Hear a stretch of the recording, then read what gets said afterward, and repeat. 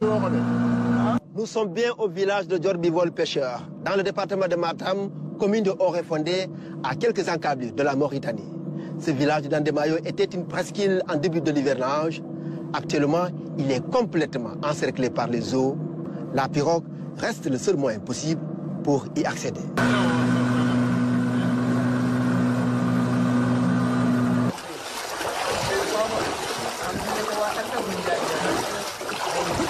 Sa situation géographique a fini par l'exposer.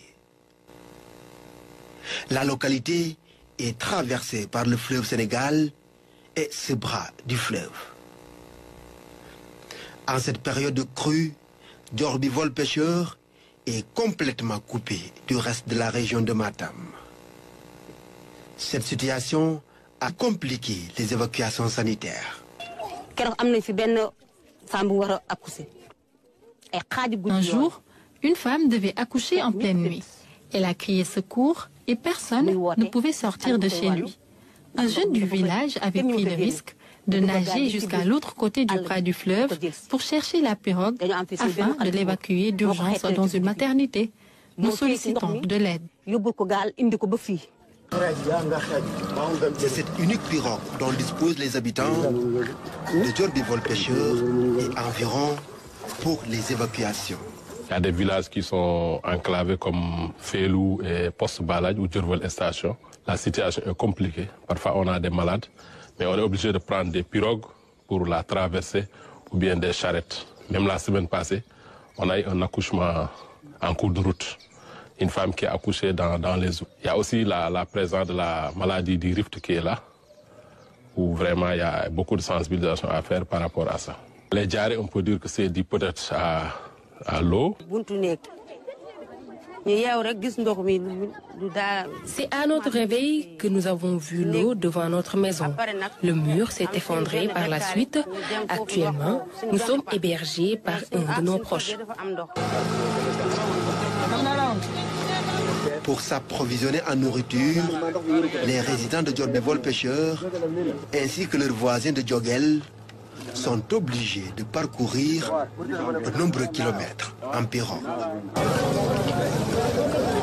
C'est ici, sur la berge de Orefondé, qu'ils débarquent et embarquent. Ils ne sont pas les seuls à vivre ce calvaire. Au total, ils sont plus de 20 villages à être dans ces conditions. Tu pars aller pour payer un sac de riz, ou bien tu pars aller payer un bidon d'huile, hein, pour amener faire nourrir tes enfants. C'est difficile. Et encore, c'est la dépense.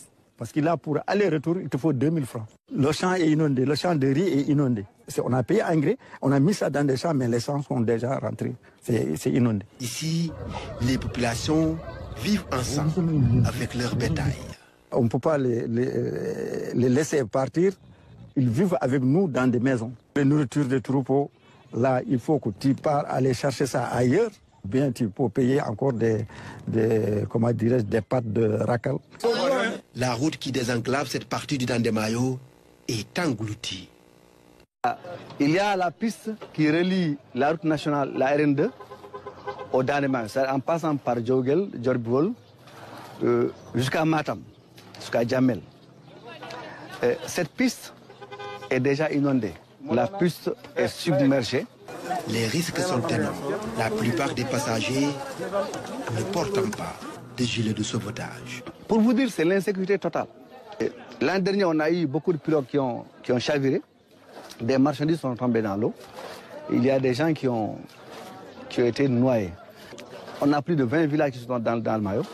Et chaque jour, les gens font la navette entre le Dandemayo et la route nationale pour s'alimenter. Et les îlets qu'on nous a envoyé 40 îlets pour presque 20 villages. 20 villages, ça dépasse les 30 000 habitants dans le Dandemayo, pour 20 villages. Le réseau de distribution de l'électricité n'est pas aussi épargné. Dans ces villages de la commune de Orefondé, les populations sont traumatisées par la progression des eaux. Ici, la baisse du niveau de l'eau n'est pas ressentie par les habitants. Ils demandent toujours un accompagnement